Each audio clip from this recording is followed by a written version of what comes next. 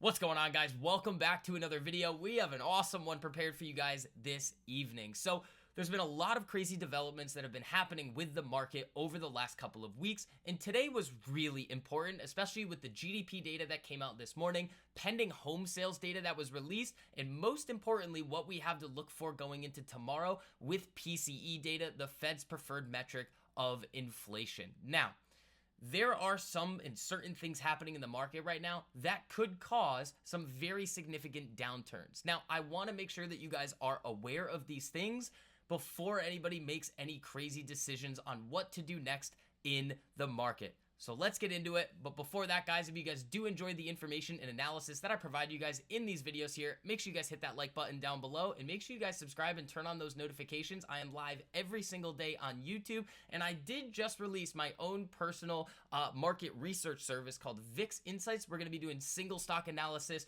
breaking down the macro economy in a very, very high level way. So if you guys are interested in that, make sure you guys check out that link down below. Most people would charge you guys hundreds of dollars a month for that type and level of research. It's just 15 bucks a month. So let's get into it over here. So first thing that we need to go over is kind of just overall what's been happening with the market. So obviously we can see that the market is no longer in its uptrend. We had a very significant sell-off from the highs, especially when we saw this repeated higher levels of these inflation readings that we were seeing. Now, when you start to see some of these types of fears of inflation heating up, maybe earnings not being as good, the geopolitical fears, well, you would then also expect to see bond yields actually coming down as a flight to safety trade is occurring. But that's not what we're seeing here. When we come over and take a look at the 10-year treasury yield, again, we've talked about this a lot, and I'm going to make some more videos about this for you guys as well.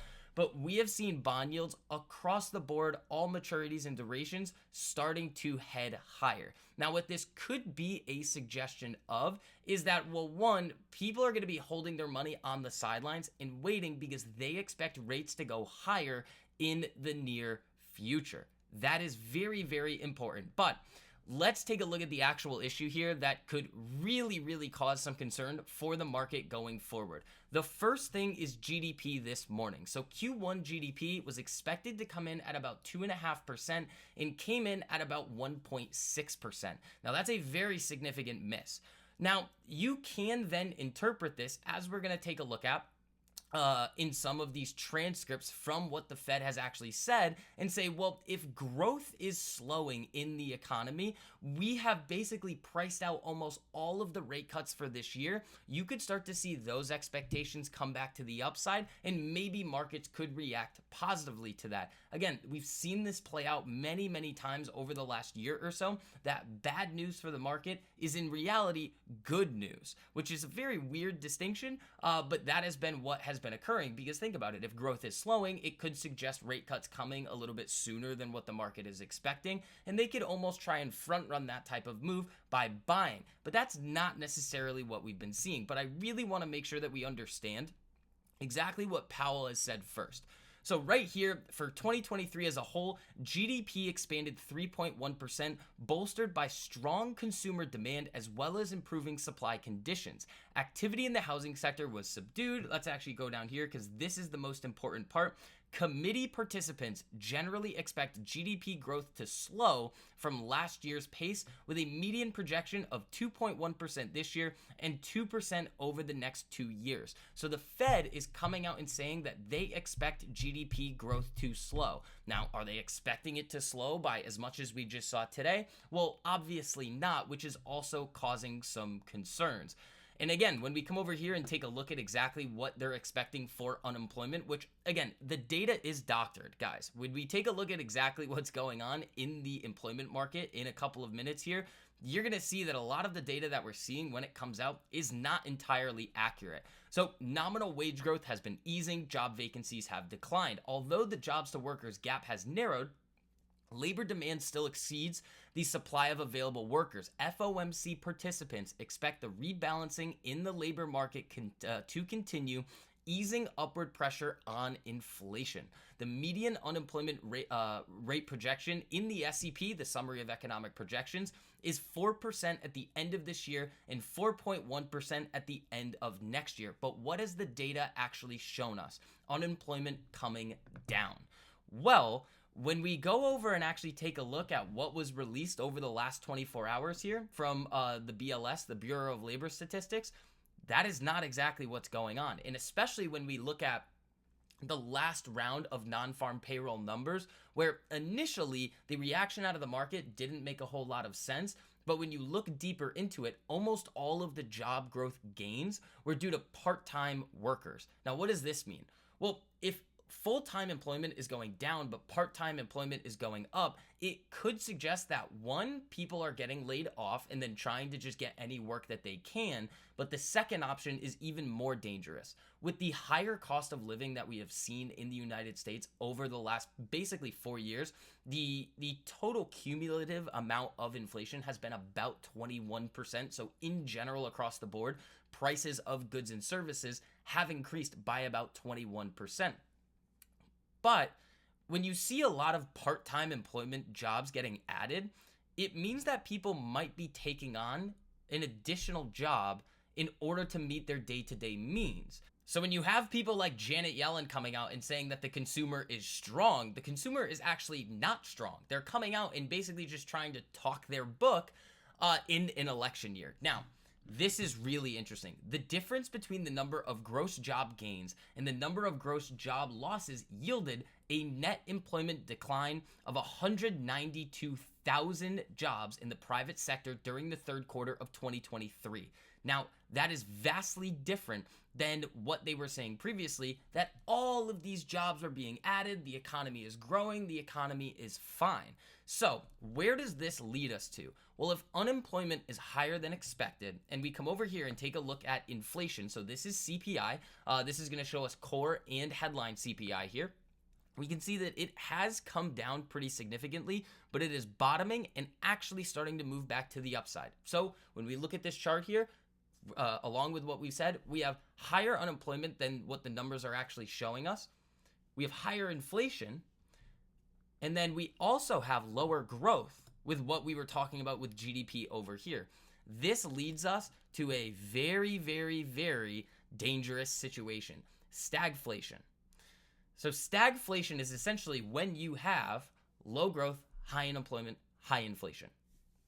Stagflation is uncommon, but it has happened a couple of times over the last several decades. The most notable case of stagflation took place in the 1970s, afflicting most Western countries. Although economists can point to multiple factors that may have caused stagflation in the 1970s, which many of which remain in debate, economists frequently call out two in particular. Now remember, guys, history often doesn't repeat, but it often rhymes. Oil price shocks. In 1973, the OPEC basically imposed an embargo against the U.S. in retaliation for providing military support to Israel, very similar to what we're experiencing now. As a result, global oil prices and thus the price of gasoline and petrochemicals skyrocketed. Now, when we come over here and we take a look at CL, oil futures, and see how those have behaved over the last couple of months here, well, we can see that in February, they were all the way down at 71. In January, they were down in the low 70s, and now they're up at around 83, recently reaching highs of 87. This is going to add to the inflationary pressures on the overall market, very similar to what we were seeing in 1970. Now, again, prolonged loose monetary policy. What have we seen since 2008? Low rates, lots of money printing, quantitative easing. If you look back at the taper tantrum of 2018 with Jerome Powell, the market basically lost its mind because Jerome Powell tried to slow down the pace of asset purchases that the Fed was doing in order to limit some of those quantitative easing effects on the market. The market lost its mind and Jerome Powell capitulated. So all of these things that we're seeing right now kind of lead to stagflation, which is not the best thing that you want to see in the market. Now, how did the US actually get us out of this? Well, in 1980, the Federal Reserve, led by Chair Paul Volcker, raised the federal funds rate to as high as 21%. We have talked about this many, many times. This led to a painful 16-month recession and spike in the unemployment rate to 10.8%, but the bitter medicine fixed the economic malady.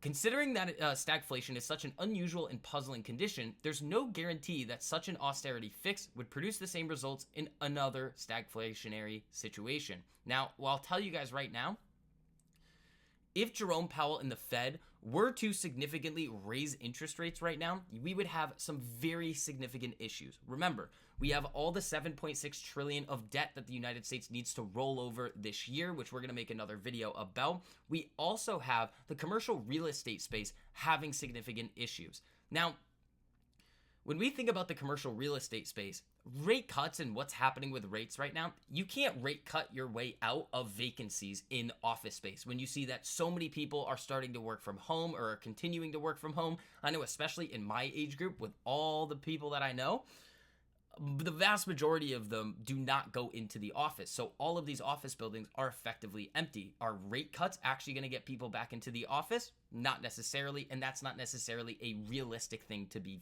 thinking about. So if the US in general is headed for stagflation right now, that is going to cause some very significant market turmoil in the near future. Now, on this point that this Twitter account Zero Hedge has brought up, in back to 3 rate cuts, the expectation for this year, there is essentially one saving grace for the market at this time.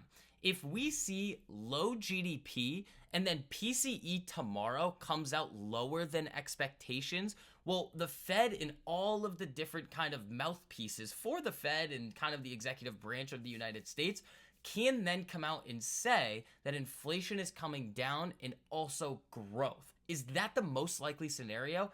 I don't necessarily think so. It absolutely can happen. And again, what we also have to realize is, especially with that example that I showed you guys with that unemployment data, the numbers that we could be seeing right now can easily get revised. And we even had Janet Yellen coming out today and saying, oh, this GDP number is most likely going to get revised. If the numbers don't fit your narrative, just change the numbers. So all of these things, guys, don't necessarily change the core problems that our economy is facing at the current time. Now, the one thing that I want to leave you guys with is, if inflation is going to be staying higher for longer, and that's the higher for longer metric that the Fed is kind of referencing all the time, it doesn't necessarily mean the federal funds rate is going to stay higher for longer, but if they start raising the inflation target, well, you're already seeing people starting to take on new jobs in order to finance their cost of living, because the cost of living just continues to go up. Now, this leads to many different problems in society. Again, social unrest, many different bad things can happen. So hopefully the powers that be are able to kind of navigate this situation and thread the needle. That is the title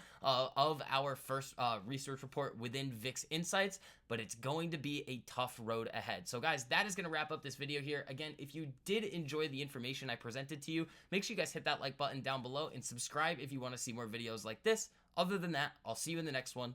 Peace.